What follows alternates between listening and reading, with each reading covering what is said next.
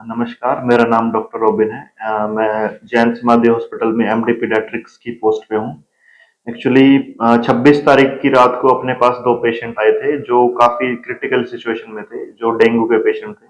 जब वो आए थे तो उनका बीपी, पल्स दोनों कुछ नहीं आ रहा था और काफ़ी ज़्यादा सीवियर कंडीशन में थे, शॉक में थे। अगर 5-10 मिनट लेट हो जाते तो दिक्कत काफ़ी ज़्यादा बढ़ सकती थी। उनका फिर हमने इलाज किया, हमारे पास अच्छे से फ्लूइड थेरेपी दी है। उनका फिर बीच में पेशाब में खून भी आ गया था, खून चढ़ाने की ज़रूरत भी पड़ी थी उनको। पर हमने अच्छे से उनको मतलब कंडीशन के हिसाब से मैनेज किया। अभी दोनों पेशेंट ठीक हैं, एक पेशेंट डिस्चार्ज हो चुका है, एक पेशेंट अभी डिस्चार्ज होने की कगार पे है और वो पेशेंट भी अभी आज डिस्चार्ज हो जाएगा। दोनों पेशेंट अभी बिल्कुल स्टेबल हैं।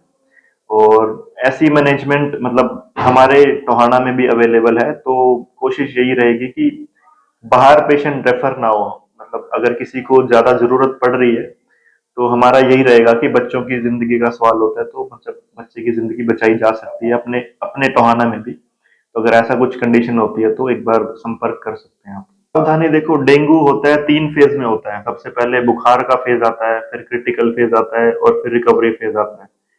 तीनों फेज जो है वो 2 से 3 दिन के लिए होते हैं। बुखार के फेज में सिर्फ बुखार आएगा, 104 तक जा सकता है, 105 तक जा सकता है। और जो 5 साल के छोटे बच्चे हैं उनको बुखार के साथ ताड़ भी आ सकती है, दौरे भी पड़ सकते हैं। ठीक है, तो उसमें घबराने की बात नहीं है। क्रिटिकल मतलब फेब्राइल फीवर वाले फेज में तो सिर्फ बुखार का मैनेजमेंट करना होता है अपने को।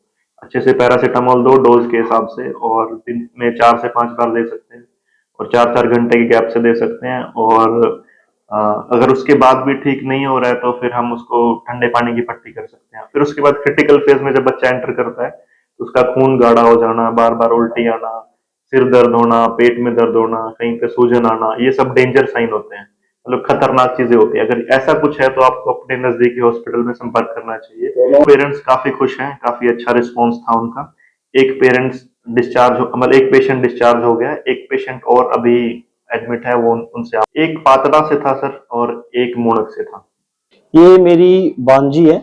मोनक मेरी सिस्टर हैं, उनकी गुड़िया है 14-15 साल की। और बहुत ही डिफिकल्ट सिचुएशन थी और फैमिली में भी किसी को नहीं पता था कि क्या मतलब करें क्या नहीं करें। किसी के अच्छे सजेशन, मैं अच्छा सजेशन इसलिए बोलूंगा कि एक अच्छा हॉस्पिटल जो है यहाँ पर, अभी हमने ट्रीटमेंट करवाने से पहले जो भी टेस्ट वगैरह डॉक्टर ने देखा, और हमें भी, हम पूरी फैमिली और रिश्तेदार जितने भी हम पूरे कंफ्यूज थे कि भाई क्या दिक्कत है, पता नहीं, बहुत ज्यादा सीरियस कंडीशन में थी। और इनको हमने जब यहाँ पर एडमिट करवाया था तो कहीं ना कहीं आपको पता है आजकल एक माहौल है कि हम ज्यादा से ज्यादा बाहर भी एडवाइस लेते हैं, वहां दिखाओ वहां दिखाओ। यहाँ पर हमें शुरुआत में ये लग रहा था कि शायद अच्छी ट्रीटमेंट नहीं हो पाएगी, लेकिन मैं व्यक्तिगत तौर पर खुद एक तजुर्बा यहाँ पर, पहली बार पहला मेरा एक्सपीरियंस रहा है कि मैंने अपनी भांजी का यहाँ पर ट्रीटमेंट करवाया है। तो इनके लीवर में भी बहुत ज्यादा प्रॉब्लम थी, हार्ट भी प्रॉपर वर्क नहीं कर रहा था। और जहां तक बात है प्लेट्स की, आज जैसे डेंगू का बहुत ज्यादा चलन है तो बच्चों में खासकर बहुत ज्यादा देखने को मिल रहा है, तो उसी तरह भांजी को ये भी इशू था।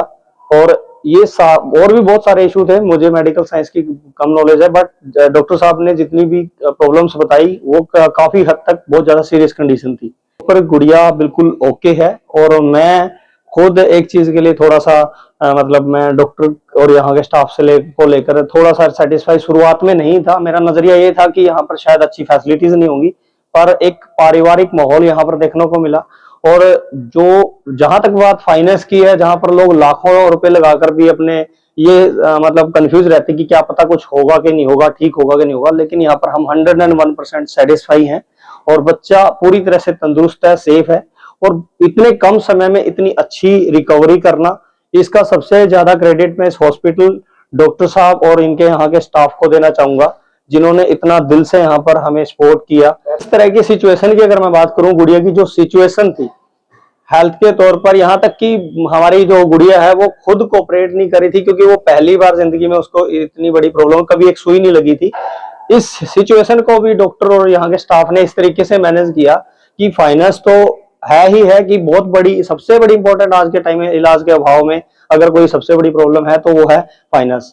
तो यहाँ पे एक ना के बराबर खर्चा कह सकते हैं कि जो हम उम्मीद लगा के या हम अंदाजे लगाते हैं कि यहाँ पर 4 दिन रखेंगे या 10 दिन रखेंगे तो बहुत ज्यादा लाखों में खर्चा आएगा, लेकिन सिर्फ कुछ हजार में, अगर मैं बात करूं 5-4 हजार 5-7 हजार रुपए कोई एक्सपेंस बड़ा नहीं मानता मैं, अगर एक बच्चे को इतनी क्रिटिकल सिचुएशन में। देखिए वैसे आज तक हम सुनते आए हैं कि डॉक्टर भगवान का रूप होते हैं, और ये चीज आज महसूस भी कर रहे हैं। बहुत कम समय होता है कि मेरा मेडिकल साइंस में बहुत कम बिलीव होता था, लेकिन आज व्यक्तिगत तजुर्बा भी किया है कि ऐसा नहीं है, इंसानियत आज भी जिंदा है।